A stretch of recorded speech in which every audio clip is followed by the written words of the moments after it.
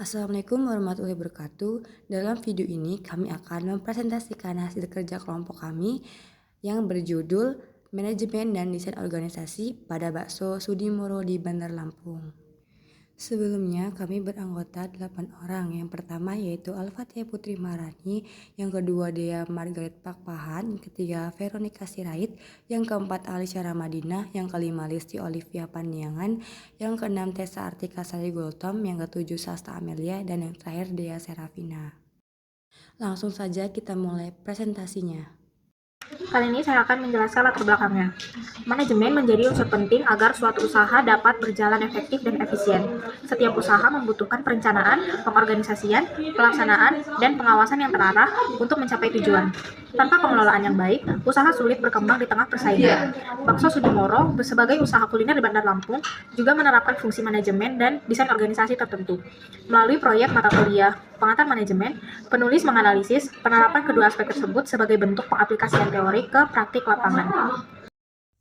Profil usaha.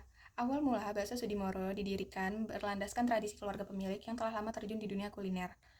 Pengalaman ini menjadi fondasi dalam membangun dan mengembangkan usaha hingga dikenal luas. Bakso Sudimoro sudah beroperasi sekitar 6 bulan yang lalu di daerah Bandar Lampung, lebih tepatnya di kampus Unila.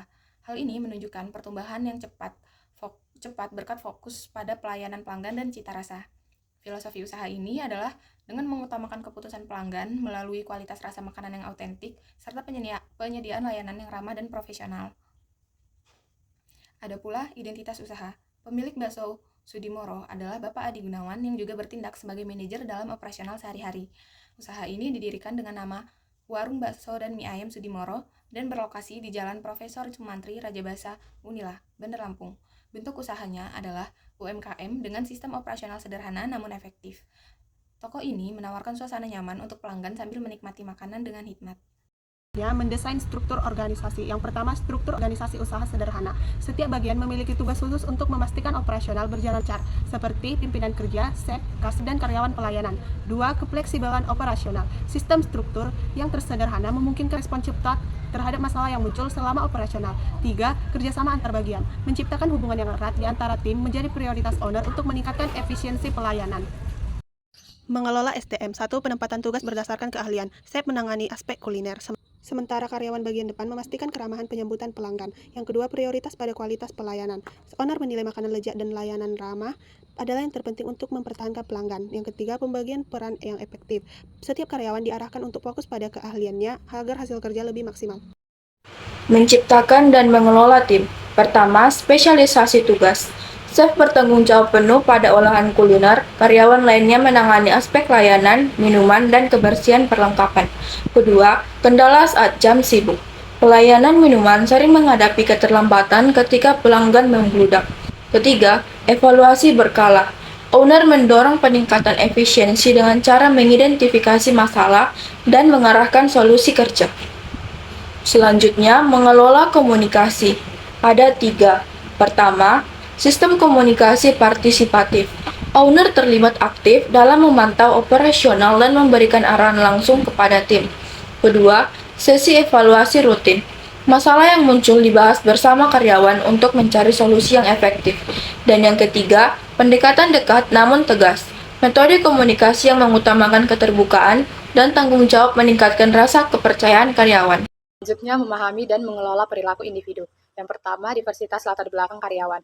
Karyawan memiliki berbagai tingkat pengalaman, menciptakan kesempatan untuk saling mengembangkan diri. Yang kedua, penekanan budaya kerjasama. Owner mendukung komunikasi yang kuat untuk memastikan setiap karyawan bersedia membantu bagian lain ketika dibutuhkan. Yang ketiga, prioritas sikap proaktif. Owner menerima karyawan yang belum berpengalaman dengan syarat tekad untuk belajar sambil menanamkan pentingnya saling memberi dukungan. Selanjutnya, ada memotivasi karyawan yang dilakukan dengan 3. Yang pertama, pendekatan kekeluargaan. Lingkungan kerja yang ramah dan saling menghargai menjadi strategi utama untuk menjaga motivasi tinggi. Yang kedua, sistem apresiasi. Bonus diberikan pada karyawan dengan performa baik, serta evaluasi terbuka dilakukan untuk memperkuat hubungan kerja. Yang ketiga, perhatian pada kebutuhan karyawan. Owner memprioritaskan kenyamanan kerja dan memperbaiki fasilitas yang memberikan dampak langsung pada semangat kerja. Selanjutnya ada kepemimpinan dan pengandilian. Yang pertama itu gaya kepemimpinan fleksibel, yang artinya tidak ada hierarki yang kaku. Semua karyawan diberi tanggung jawab sesuai dengan tugasnya. Yang kedua itu pertunjukan pengawasan. Satu orang diberi kepercayaan oleh owner untuk kerja karyawan lainnya, dan melaporkan hasilnya pada saat evaluasi. Yang ketiga itu optimalisasi operasional. Owner menggunakan masukan dari pelanggan dan beberapa teman yang sudah berpengalaman pada dunia kuliner untuk terus meningkatkan kualitas layanan dan produktivitas tim kerjanya. Selanjutnya, pengembangan permasalahan yang dihadapi. Yang pertama itu pelayanan minuman yang terlambat. Pada jam sibuk kerja, pelayanan minuman sering mengalami keterlambatan karena keterbatasannya tenaga kerja, yang menyebabkan pelanggan harus menunggu lebih lama. Yang kedua itu perbedaan pengalaman yang terlambat. Kurangnya pengalaman pada beberapa karyawan baru dapat menghambat efisien dan kualitas layanan, yang memerlukan proses mentoring lebih intens. Yang ketiga itu sama seperti yang kedua, perbedaan pengalaman yang lambat. Interaksi antar karyawan masih kurang harmonis yang terkadang memengaruhi kerja tim di situasi penuh tekanan. Selanjutnya yaitu fasilitas kerja yang belum memadai.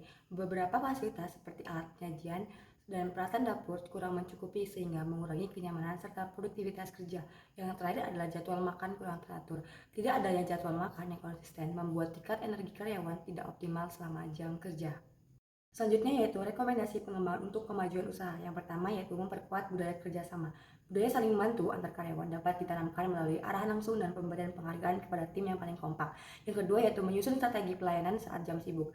Menambahkan karyawan cadangan atau merotasi tugas secara fleksibel dapat membantu meringankan beban kerja pada jam padat. Yang ketiga yaitu pelatihan untuk karyawan baru, yaitu memberikan program orientasi dan pelatihan intensif bagi karyawan baru untuk mempercepat adaptasi dan meningkatkan kualitas kerja. Rekomendasi pengembangan untuk kemajuan usaha.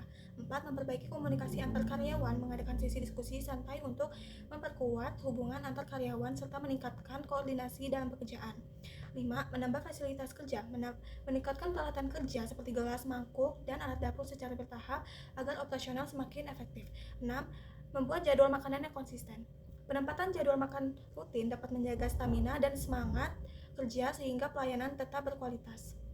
Selanjutnya ada kesimpulan. Dalam analisis kegiatan, fungsi manajemen pada Bakso Sudimoro telah diterapkan dengan cukup efektif, mendukung operasional sehari-hari dengan pembagian tugas yang jelas dan struktur organisasi sederhana.